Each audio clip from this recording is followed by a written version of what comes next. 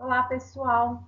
Hoje a nossa aula de correção de exercícios é na apostila 3, aula de número 15, Estrutura Dissertativa Ortodoxa. Nós vamos fazer a TM, capítulo 6, que vai dos exercícios 17 a 22. Vamos lá? TM, capítulo 6. Texto para a questão 17. Todas as variedades linguísticas são estruturadas e correspondem a sistemas e subsistemas adequados às necessidades de seus usuários. Mas o fato de estar a língua fortemente ligada à estrutura social e aos sistemas de valores da sociedade conduz a uma avaliação distinta das características das suas diversas modalidades regionais, sociais e estilísticas. A língua padrão, por exemplo, embora seja uma entre as muitas variedades de um idioma, é sempre mais prestigiosa, porque atua como modelo, como norma, como ideal linguístico de uma comunidade. Do valor normativo decorre a sua função coercitiva sobre as outras variedades, com o que se torna uma ponderável força contrária à variação.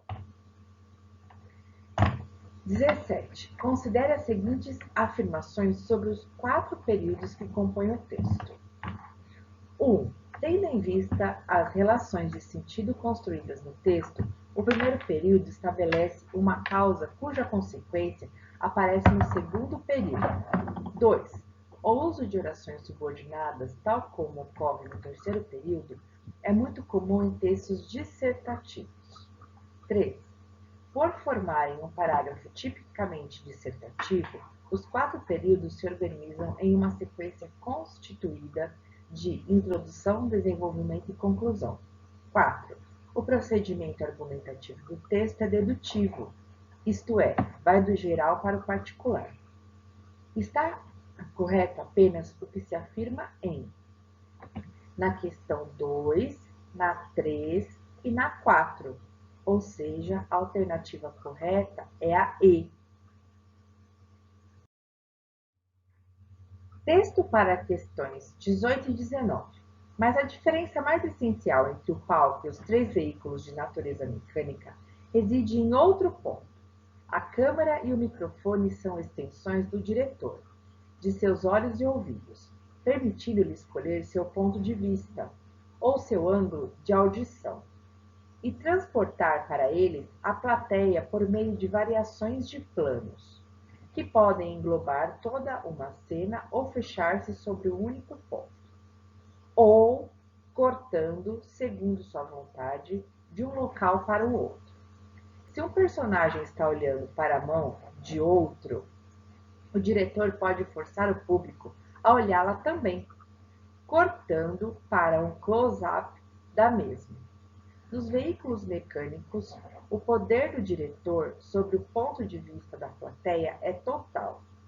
No palco, onde a moldura que encerra o quadro é sempre a mesma.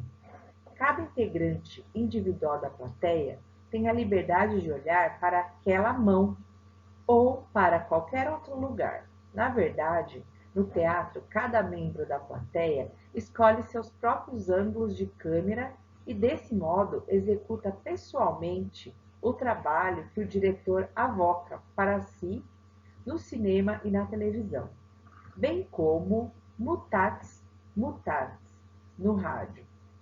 Essa diferença, ainda uma vez, oferece ao teatro vantagem e desvantagem. No palco, o diretor pode não conseguir focalizar a atenção da plateia na ação que deseja sublinhar.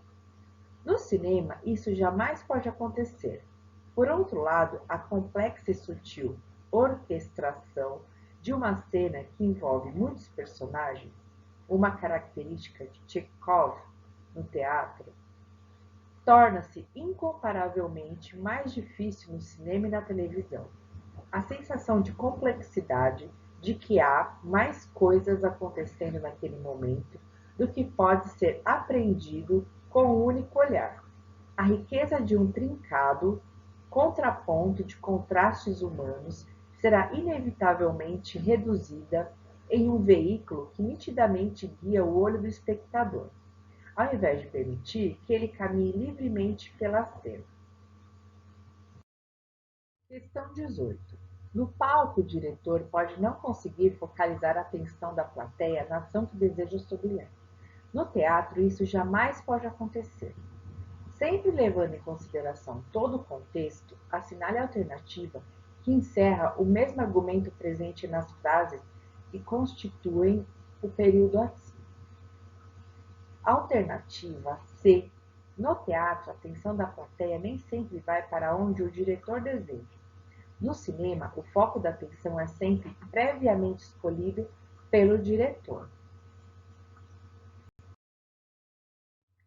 19. Assinale a alternativa cujo enunciado não contraria a argumentação apresentada no fragmento de texto de Martin Esmo.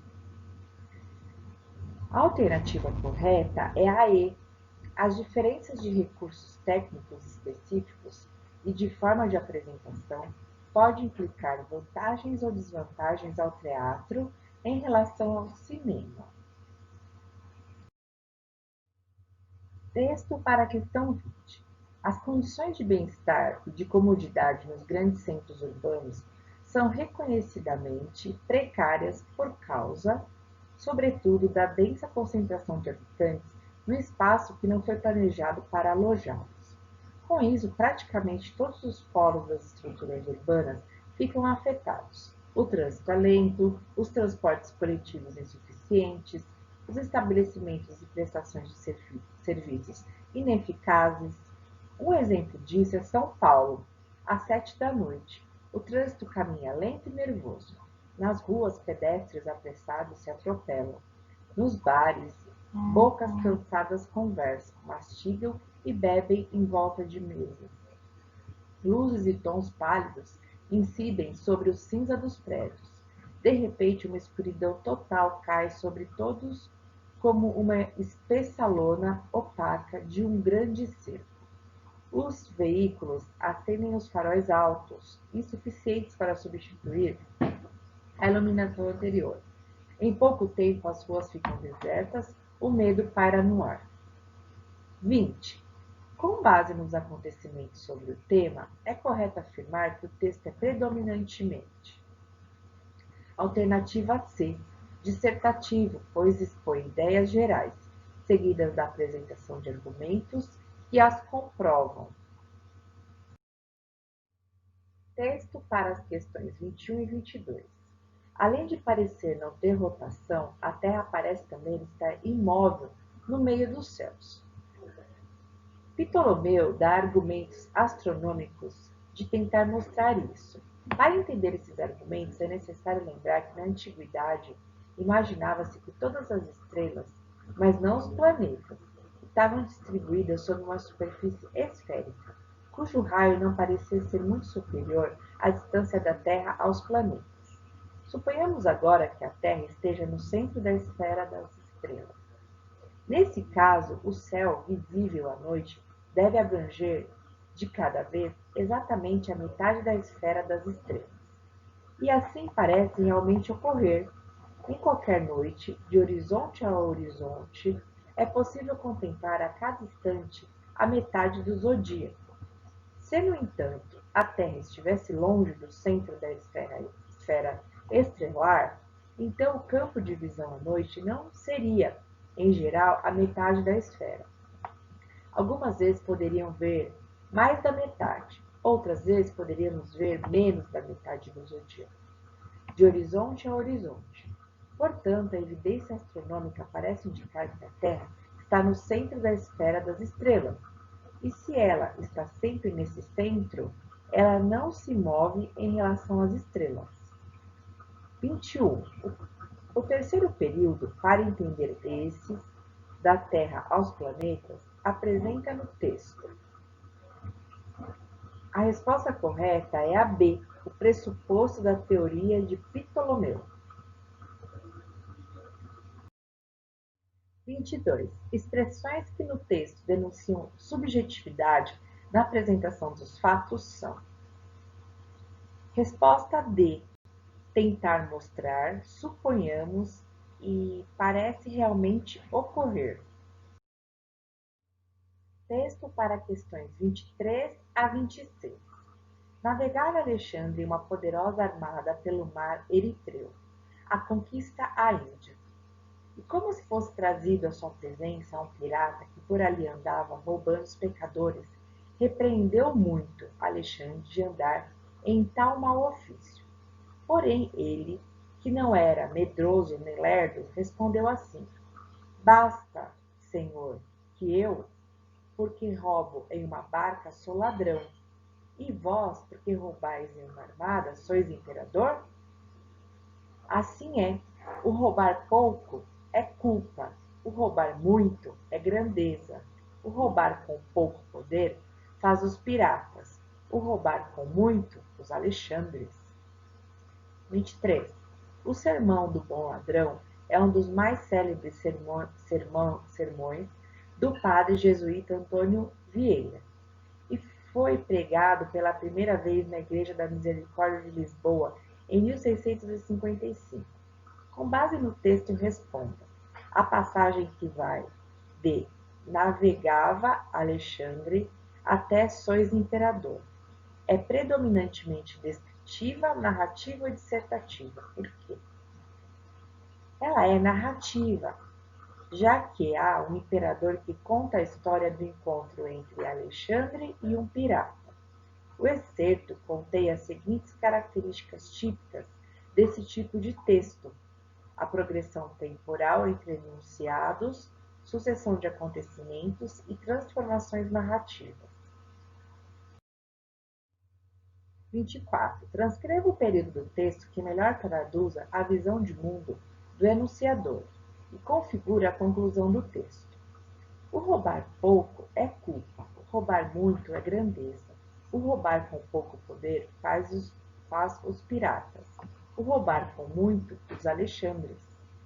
25. Que tipo de relação se pode estabelecer entre o período citado na resposta da questão 24 e a passagem do texto referida na questão 23? O último período do fragmento promove uma interpretação genérica da realidade, por meio da qual o enunciador explicita a visão do mundo implícita na narrativa do encontro entre o enunciador e o pirata.